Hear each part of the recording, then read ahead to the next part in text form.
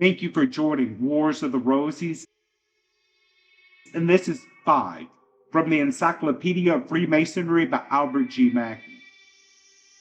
5.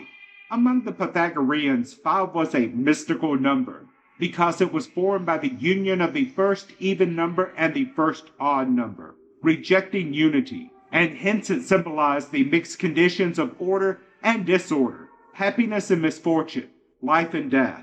The same union of the odd and even, or male and female, numbers made it the symbol of marriage. Among the Greeks, it was a symbol of the world, because, says Diodorus, it represented ether and the 4 elements. It was a sacred round number among the Hebrews, in Egypt, India, and other Oriental nations.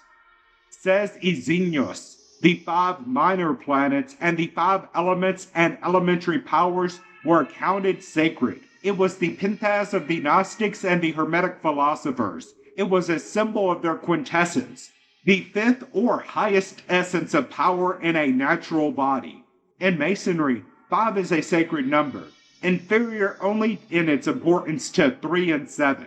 It is especially significant in the fellow crafts degree, where 5 are required to hold a lodge and where, in the winding stairs, the 5 steps are referred to, the orders of architecture and the human senses. In the 3rd degree, we find the reference to the 5 points of fellowship and their symbol, the 5-pointed star. Geometry, too, which is deemed synonymous with Masonry, is called the 5th science, and in fact, throughout nearly all the degrees of Masonry, we find abundant allusions to 5 as a sacred and mystical number.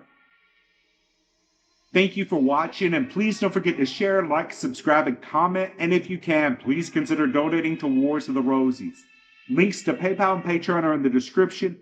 Thank you so very much.